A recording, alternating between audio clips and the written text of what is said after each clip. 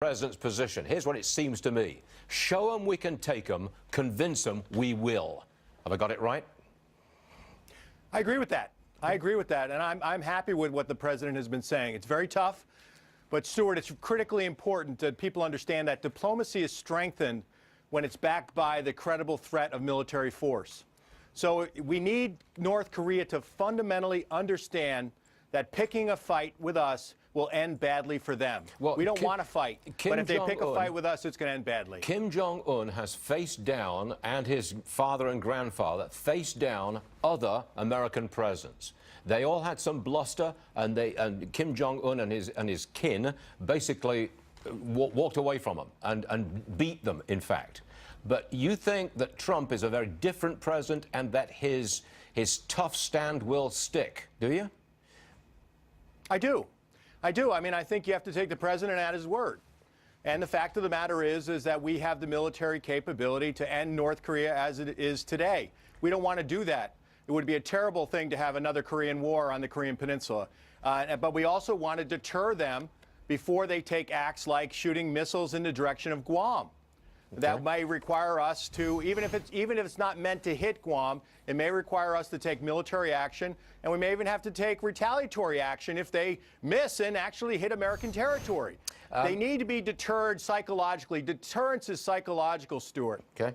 This from an editorial in what's called the Global Times. That's a Chinese state-run newspaper. I'm going to quote it for you. Right. China should also make clear that if North Korea launches missiles that threaten U.S. soil first, and the U.S. retaliates, China will stay neutral. On the other hand, if the U.S. and South Korea carry out strikes and try to overthrow the North Korean regime and change the political pattern on the peninsula, China will prevent them from doing so. Does that sound to you like a minor tilt of China away from North Korea? Yes, it's very important. People should understand, your listeners should understand, that the Global Times is the mouthpiece of the Chinese government. This would not have been published if the Chinese government did not approve of it. And it shows some progress in working with China. China has said, if you start this North Korea, we're not going to be there to back you up.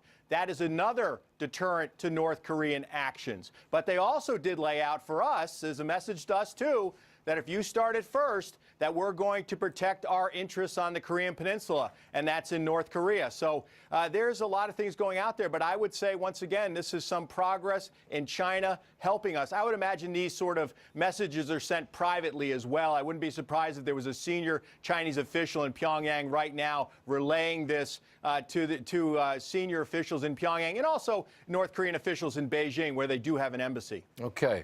A tough stand by the president. No response directly yet from the North Koreans. Standoff over the weekend. It's a foolish thing to suggest, but you want to give us a forecast? Well, what is it? Neil Bohr said prediction is hard, especially about the future, you know, the Danish physicist. But you're in that sort of business. I think that North Korea is going to understand this. We've not seen any action other than words over the last couple of days, other than the release of a Canadian hostage, a Canadian prisoner, which was good, a humanitarian gesture on the part of the North Koreans.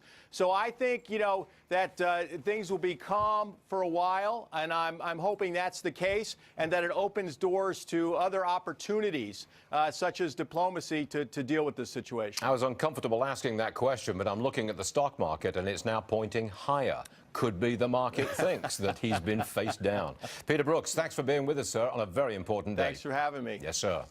More on North Korea in our next hour. Pastor Robert Jeffries says God has given President Trump the authority to take out Kim Jong-un.